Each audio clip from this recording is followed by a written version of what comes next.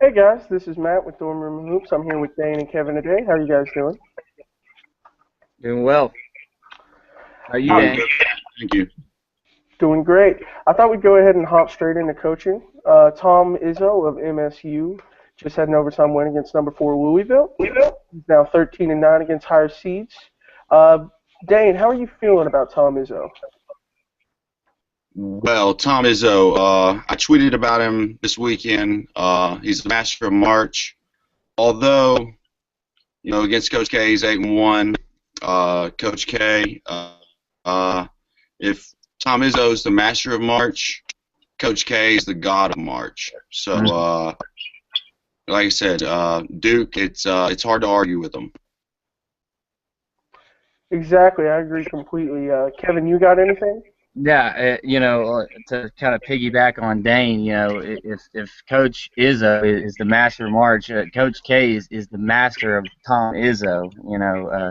8-1 is numbers don't lie, and including a regular season win earlier this year. Um, but in terms of coaching, this is really a heavyweight bout, man. It really doesn't get any bigger than this unless we pull John Wooden out the grave and he goes head to head with your boy Dean Smith. It's going to be definitely an X's and O's game. You're not going to get in the head of either one of these guys. It's just whose troops really kind of show up to the battle prepared best. Definitely, definitely. And you're exactly right. That record that Coach K has on Izzo hasn't beaten him since 2005 in the Hmm. Sweet 16, which it is forever. Right. Um, okay, I thought we'd go ahead and move on to players. Everybody knows who we're going to talk about already. Jaleel Okafor, ACC Hmm. Player of the Year. Uh, Yes. he's coming in hot, and so he's going to be covered in the game by Gavin Schilling, the center for Michigan State. Um, and one of the things I wanted to point out, and I'll dive in deeper into this in the later section, is the height mismatch here. You know, he has 2 inches on Gavin Schilling. Kevin, you got anything? Yeah, not only 2 inches on him, he's also got 50 pounds on him too. So as far as down low, these two guys are going to be banging all night long. But man, as far as weight and height, you're absolutely right, Matt. He's going to have his hands full all night long with easily the best player in the country. Some people say. Yeah, definitely. Dane, you got anything on Okafor? He is the best player in the country. Coach K hasn't been known for getting the one and done players other than Jabari Parker last year, but Jahlil Okafor is a monster. Late in the game, especially with about 4 or 5 minutes to go against Gonzaga, Jahlil Okafor kind of showed why he's going to be the number one draft pick. Probably going maybe Orlando, I would think. Hopefully, at least I would say. He's huge.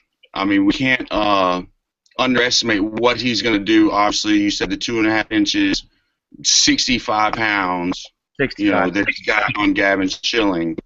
And just his athleticism around the rim, his footwork is amazing. You don't see that out of a freshman often. It just doesn't happen. Mm-hmm. So now, it's really only Jahlil Okafor that they have that's a big guy. But I think the guard play more than anything. Now we can't, like I said, we can't underestimate Jahlil Okafor, but the guard play is going to be huge due to Travis Trice and Brandon Dawson from Michigan State, who Brandon Hmm. Dawson didn't even play in last year's tournament, and they're playing outside of their minds. I mean, Michigan State was ranked 23rd in the preseason poll, ended up not being ranked for 75% of the year this year, and going into the tournament a seventh seed, and now in the Final Four. So it's going to be Exactly. huge for Tyus Jones and Quinn Cook to step up and compliment Jalil Okafor like they've been doing for most of the tournament. Yeah, no, exactly. And you touched on Brandon Dawson. That's the perfect thing to move on into the next section. Um, Forward Brandon Dawson, he's 6'6". He's 6'6". He's averaging 9.1 rebounds per game, which is the highest on Michigan State. And it's really honestly a surprising number to see for a guy who's 6'6", which I think, we should point out the fact he's going up against somebody who's 6'8".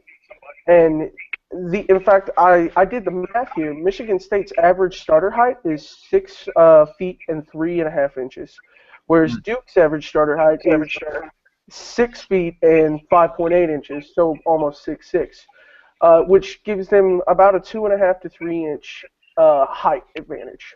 And in a kind of game like this, if Duke can get inside and force it to be, a game that's played in the post, in the paint, Michigan State has almost no hope. That's the thing that really makes me think Duke is going to go ahead with this win and move on into the championship. Well, each team, it's really kind of a contribution from a number of different players. Michigan State has 3 players averaging double figures in Dawson, Valentine, and Trice.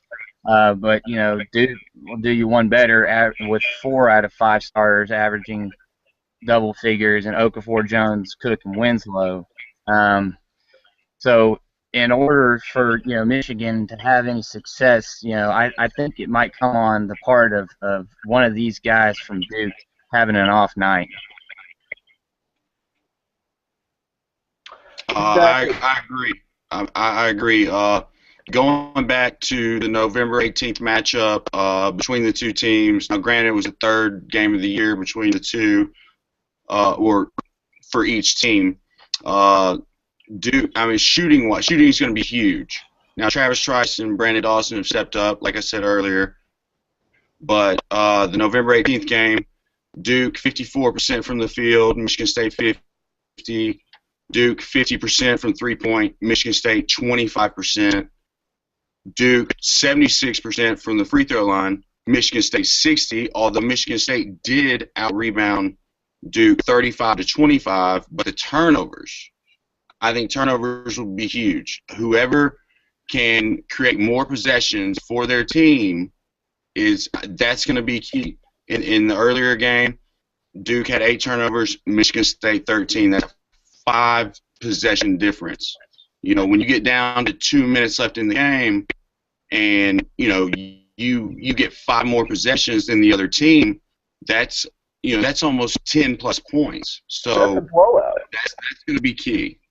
Yeah, and we always hate to say it, injuries could be a factor here. Both teams are coming in healthy, which is good. I think as long as Duke stays healthy throughout the game, we know Coach K is good at his rotations. His team plays smart. They don't turn over the ball, and they don't keep their guys out there for longer than they need to be. And I really think this is going to be a situation where it's going to be, as you said at the very beginning, it's going to be a coaching matchup, X's and O's. It's going to be Izzo versus K. They're both at their best, and I think Duke is going to come out on top. I would have to agree. Like I've said always, I'm a Carolina fan, but I would never, ever, ever bet against Mike Krzyzewski. Now, one thing I would like to throw in there, 2 players that you can't overlook: Justice Winslow and Matt Jones. Matt Jones went 4 for 7 against Gonzaga. Where has Matt Jones been this whole year? Nobody's even heard his name until 2 days ago. I mean, it's unbelievable. Winslow, 12.5 points. He's Mr. Everything. He got 2 huge rebounds last night to basically seal the deal. Hit a 3 to seal it. I mean, you heard the commentators. That's the dagger, and there was over 2 minutes left, and they're already saying it's over. So I think it's going to come down to one of the players that we haven't heard the most about, and that's going to be Justice Winslow or Matt Jones. And I'm picking Duke probably 79-70, I would say. The first matchup ended 81-71, so I'd say 79-70. So a healthy win for Duke then. So Kevin, what you got? Well, as to who wins and why, as much as I'd love to see Izzo take down Coach K and Duke, I just don't think they're going to have enough firepower to beat them. State is going to have to control Okafor as well as play flawless, and that means shooting better from the free throw line, which they did against Louisville. But Michigan State this year was averaging 62.8 from the stripe, which is very atypical of a Tom Izzo coached team. So they're going to have to, step their game up. It might not be the sexiest basketball in the world, but it's got to be fundamental in order to beat Duke. And again, with 4 or 5 starters in double figures for Duke, I really think it's going to take an off night from one of those guys. It could take a bench player coming out of nowhere and being the hero of the day in order to take down mighty Duke and the Blue Devils. Mm-hmm. I agree, and our colleagues earlier said that Wisconsin Kentucky is going to be probably the better game out of the two. But if I had to put money on it, I'd put my money on Duke and Michigan State just because of the two coaches. Yeah, absolutely. I hope for our sake we have the better game of the weekend. Absolutely. Absolutely. All right, guys. Thank you very much. You're welcome. Thank you. Yeah, I think we definitely all agree that Duke's coming into this game the favorites. And no matter what happens, I think any day you get to enjoy watching two coaches as great as this play. Hear, hear. Thanks, Matt. Thank you, Matt. Guys. Have a good one. You too.